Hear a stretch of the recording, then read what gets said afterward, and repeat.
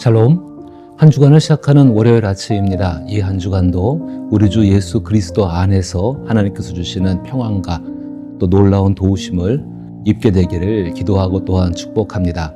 함께 읽고 묵상할 말씀은 잠언 1장 1절부터 5절 말씀입니다. 제가 읽어봅니다. 다윗의 아들 이스라엘 왕 솔로몬의 잠언이라. 이는 지혜와 훈계를 알게 하며 명철의 말씀을 깨닫게 하며 지혜롭게 공의롭게 정의롭게 정직하게 행할 일에 대하여 훈계를 받게 하며 어리석은 자를 슬기롭게 하며 젊은 자에게 지식과 근신함을 주기 위한 것이니 지혜 있는 자는 듣고 학식이 더할 것이요 명철한 자는 지략을 얻을 것이라. 아멘. 잠언을 월요일과 목요일에 함께 묵상합니다. 여러분이 꼭 함께 나누시되기를 바라며 오늘 저는 이 본문을 가지고서 하나님의 지혜를 구하는 신앙인의 삶이란 제목을 가지고 생각해 보고자 합니다. 진정한 그리스도인인 바울은 모든 교회와 그의 형제와 자매와 친구이며 가족인 모든 그리스도인에게 에베소서 5장 14절부터 16절에서 그러므로 이르시기를 잠자는 자여 깨어서 죽은 자들 가운데서 일어나라. 그리스도께서 너희에게 비추이시리라 하셨느니라. 그런즉 너희가 어떻게 행할지를 자세히 주의하여 지혜 없는 자같이 하지 말고 오직 지혜 있는 자같이 하여 세월을 아끼라. 때가 악하니라 라고 말씀했습니다. 이 같은 애정어린 당부는 구원을 받은 사람들이 믿음이 없는 세상 사람들의 지혜를 따르지 말고 하나님의 지혜를 따라 믿음을 가지고 살아가라는 이야기입니다. 신앙인들의 믿음은 하나님 말씀에 있죠. 신앙인들은 하나님의 말씀에 따라 살기 위해 많은 노력을 기울입니다. 그러나 일상생활에서 그 말씀을 실천하는 것은 쉽지 않습니다. 예를 들어 우리가 잘 알고 있는 내게 능력 주시는 자 안에서 내가 모든 것을 할 수 있다라는 빌립보서 4장 13절의 말씀을 붙잡고 살려고 해도 현실에서는 어려운 경우가 많습니다. 또 주 예수께서 마태복음 10장 16절에서 말씀하신 것처럼 보라 내가 너희를 보냄이 양을 이리 가운데로 보낸과 같도다. 그러므로 너희는 뱀같이 지혜롭고 비둘기같이 순결하라 라는 말씀을 기억하고 따르려 해도 어려운 시련을 겪을 때마다 순결함과 지혜로움을 유지하기란 쉽지 않습니다. 신앙인들은 이러한 어려운 시련 속에서 인내를 최고의 미덕으로 삼고 있습니다. 그럼에도 불구하고 자신의 신앙을 잘 지킨다면 하나님께서 반드시 도와주실 것이라는 믿음과 기대감을 가지고 있지만 좀처럼 나아지지 않는 삶의 현실도 경험하게 됩니다. 그래서 성경이 말하는 최상의 결과를 얻기 위한 인내보다 때로는 극기의 삶이 될 때가 많이 있습니다. 또한 신앙인들은 종종 성경에 있는 율법과 계명을 자신의 삶에서 지키는 것에 대해서 갈등을 겪기도 합니다.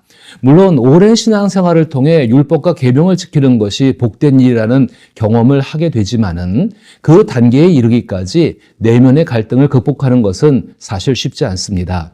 또한 신앙인들은 하나님 말씀이 말씀대로 이루어진다는 것을 믿습니다.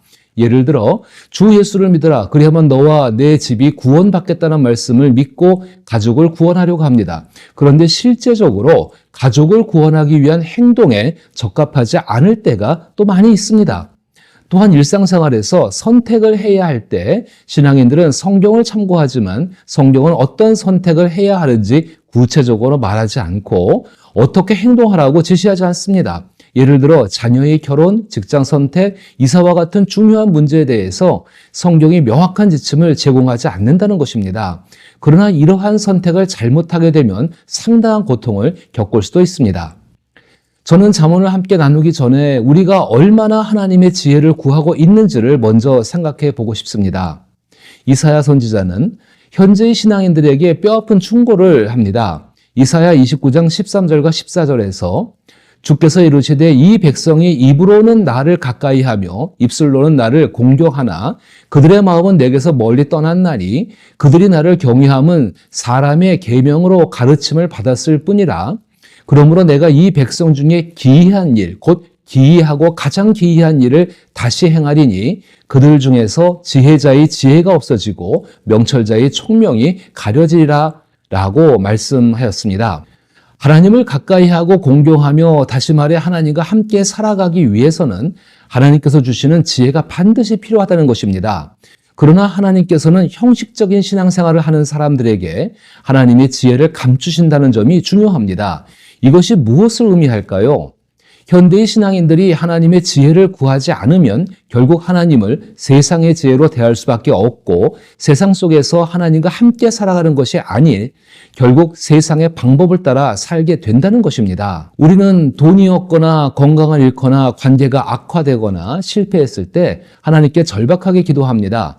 인생의 절박한 문제들 속에서 그 문제를 해결하기 위해 하나님께 도움을 요청하는 것이지요. 시편의 시인들도 수없이 많은 인생의 어려움에 부딪혔습니다. 그때 시인들은 한결같이 지혜와 훈계, 명철, 총명 등을 하나님께 간절하게 구했습니다. 아주 간단한 예를 들어보면 다윗은 시편 51편에서 다윗의 일생에서 그의 영혼과 육체 그리고 삶의 모든 것이 산산조각난 그때 다윗이 구한 것은 진실해지기 위한 지혜였습니다. 시편 51편 6절을 보면 보소서 주께서는 중심이 진실함을 원하시오니 내게 지혜를 은밀히 가르치시리이다. 이사야 선지자는 예수 그리스도와 함께 하시는 성령에 대해서 이사야 11장 2절에서 그의 위에 여호와의 영, 곧 지혜와 총명의 영이요 모략과 재능의 영이요 지식과 여호와를 경외하는 영이 강림하시리라고 말씀합니다. 그리스도인들이 원하는 성령 충만은 결국 하나님의 지혜로 충만해져서 세상 속에서 하나님 말씀을 따라 하나님을 사랑하는 삶을 사는 것이라고 할 수 있습니다. 따라서 우리는 야고보 사도의 말대로 너희 중에 누구든지 지혜가 부족하거든 모든 사람에게 후히 주시고 꾸짖지 아니하시는 하나님께 구하라. 그리하면 주시리라.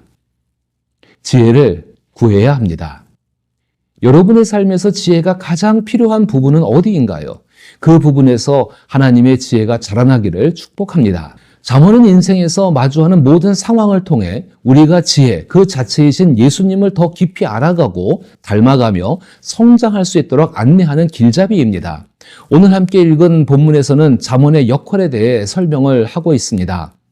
이는 지혜와 훈계를 알게 하며 명철의 말씀을 깨닫게 하며 지혜롭게 공의롭게 정의롭게 정직하게 행할 일에 대하여 훈계를 받게 하며 어리석은 자를 슬기롭게 하며 젊은 자에게 지식과 근신함을 주기 위한 것이니 지혜 있는 자는 듣고 학식이 더할 것이요 명철한 자는 지략을 얻을 것이니라. 그런데 이 본문을 통해 우리가 얻을 수 있는 것은 하나님께 지혜를 구할 때 하나님께서 우리에게 어떤 지혜를 주시는지를 분명히 알 수 있다는 것입니다.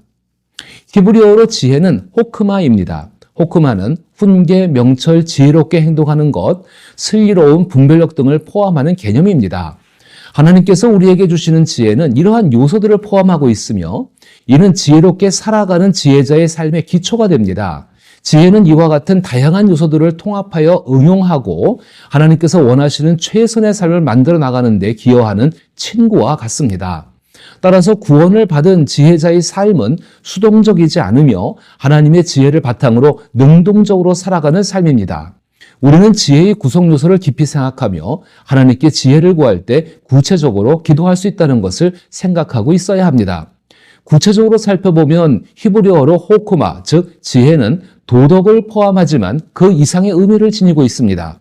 지혜란 명확한 계시나 지침이 없더라도 올바른 선택과 결정과 실천을 할 수 있는 능력입니다. 때때로 우리가 어떤 선택을 하고자 할 때 지식이 있으면 결정할 수 있는 일들이 있습니다. 예를 들어 감기에 걸리면 병원에 가거나 약을 먹는 선택과 결정과 같은 행동 등은 얼마든지 지식이 있으면 할 수 있습니다. 규범을 따르는 선택도 존재합니다. 성경이나 세상에서 도둑질하지 말라는 규범이 있습니다. 그러나 우리의 일상은 지식과 규범만으로 선택과 결정을 내릴 수 없는 때가 많습니다. 만약 하나님께서 우리가 선택과 결정을 해야 할 사항에 대해 1000페이지 정도 분량의 규정집을 주신다면 우리는 그것을 열심히 공부하고 의지할 것입니다. 설령 하나님께서 그와 같은 규정집을 주신다고 해도 사람은 짐승이 아니기에 규정집을 바탕으로 더 나은 것을 위한 응용할 수 있는 지혜로운 삶을 살아야 합니다.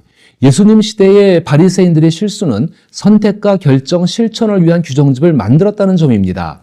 그로 인해 하나님의 백성이 누려야 할 영혼의 자유는 마비되고 규정집은 거대한 감옥을 형성하였으며 하나님의 백성들은 그 안에서 신음하게 되었습니다. 그 감옥 안에서 사람이 할 수 있는 것은 오직 인간의 욕망을 충족시키는 자기 만족뿐이었습니다. 그러나 그 시대에 오신 예수님은 하나님을 아는 분이셨고 하나님의 지혜로 올바른 선택과 결정을 내리며 행동하는 지혜로운 자유자이셨습니다. 이 같은 사실이 우리에게 전하는 메시지는 우리가 지혜를 얻을수록 지식을 함께 활용하고 규범에 따르는 삶이 아니라 예수님을 따르는 삶이 되어야 한다는 것입니다. 따라서 하나님께 지혜를 구하는 것은 예수님처럼 선택과 결정을 할 수 있는 능력을 요청하는 것입니다. 이는 지금을 살아가는 현대의 신앙인들에게도 반드시 필요한 것입니다. 이러한 능력은 하나님 말씀을 읽고 듣고 지키는 과정을 통해 훈련받으며 성장합니다. 잠언의 시작은 잠언은 지혜와 훈계를 알게 한다라고 말하고 있습니다.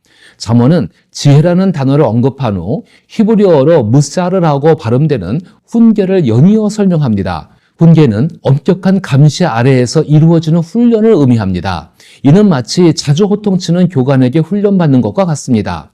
사실 지혜는 잠언 27장 5절에서 언급되는 것처럼 가까운 친구의 뼈아픈 지적을 통해 잠언 26장 11절에서 말하는 것처럼 실수에서 교훈을 배우고 잠언 3장 11절과 12절에서 언급된 것처럼 하나님의 섭리로 우리 삶에 허락된 고통을 통해 얻어질 때가 많습니다.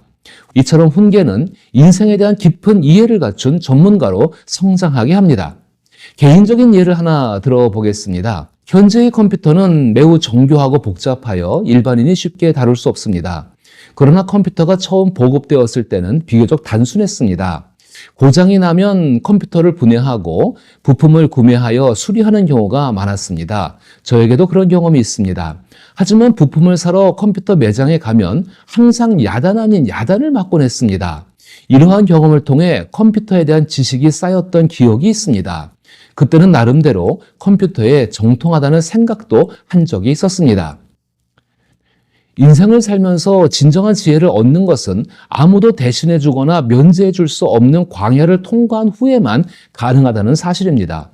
결국 지혜로워진다는 것은 하나님의 말씀과 함께 자신의 인생을 살아가며 훈련된 사람이 된다는 의미입니다. 그런 사람은 충동에 휘둘리지 않고 반성과 신중함 그리고 명확한 사고에 힘씁니다.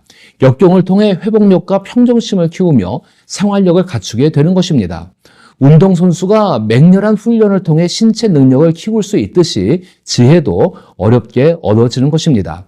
그러나 그리스도인들이 이러한 사실에 대해 낙심하거나 도달하지 못할 단계라고 생각하지 않는 이유는 우리에게 넉넉히 지혜를 주시는 성령님이 함께 하신다는 사실을 알고 믿기 때문입니다. 우리와 함께 하시는 성령님께서는 훈계를 통해 우리를 양육하십니다. 그리하여 디도서 2장 12절에서 말하는 것처럼 경건하지 않은 것과 이 세상의 욕망을 버리고 신중함과 의로움과 경건함으로 이 세상을 살아가게 하는 지혜로운 사람이 되게 하십니다. 이는 시편의 시인들도 간절히 바랬던 것입니다. 시편 16편 7절과 8절을 제가 읽어보면 나를 훈계하신 여호와를 송축할지라 밤마다 내 양심이 나를 교훈하도다. 내가 여호와를 항상 내 앞에 모시며 그가 나의 오른쪽에 계심으로 내가 흔들리지 아니하리로다. 그래서 우리와 함께 하시는 보혜사 성령님은 친절하시고 상냥한 상담자이시자 위로자일 뿐만 아니라 우리를 양육하시는 엄격한 훈련 교관이십니다. 지혜의 다른 하나님께서 우리의 인생을 함께 살아가시면서 행하시는 인생 훈련입니다. 신앙인들에게 주어진 선택은 성령의 훈련을 받아들이거나 거부하는 것입니다. 또한 성령의 훈련을 받기로 작정한 사람은 훈련의 내용과 과정을 선택할 수 없습니다. 외과 의사가 환자를 진단하고 수술대 위에서 수술할 때 환자는 아무것도 할 수 없는 것과 같은 경우입니다. 환자는 수술 전에 성공적인 수술을 바라며 수술 후 건강한 몸으로 살아가기 위해 최선을 다할 뿐입니다. 그런데 자신의 삶을 자신의 지식으로 새롭게 하려는 이러한 어처구니 없는 일이 신앙인들 사이에서도 너무나 흔하게 발생합니다. 심지어 교회는 새로운 삶을 위해 다양한 교육 프로그램을 마련하고 성도들이 이를 선택할 수 있도록 안내합니다. 그렇게 하는 것도 어느 정도 필요한 일입니다. 그러나 우리가 성령께서 우리를 훈련시키시는 내용과 과정을 스스로 선택할 수 없다는 점을 잊지 말아야 합니다. 우리가 선택할 수 있는 것은 오직 예수 그리스도를 닮아 세상 속에서 지혜롭고 순결한 삶을 살겠다는 결단뿐입니다. 시인이 시인을 훈계하시는 여호와를 송축하는 것처럼 성령님의 훈계를 감사하고 기뻐하는 지혜로운 신앙인이 되어야 한다는 것입니다. 그 안에서 우리는 예수님을 닮아가는 놀라운 변화를 경험하게 될 것입니다. 이번 목요일에는 명철과 분별력에 대해 함께 생각해 보겠습니다. 이 영상을 시청한 이후에 목장에서 다음의 것을 나누어 보시길 바랍니다. 지혜가 필요한 부분을 나누어 보시기 바랍니다.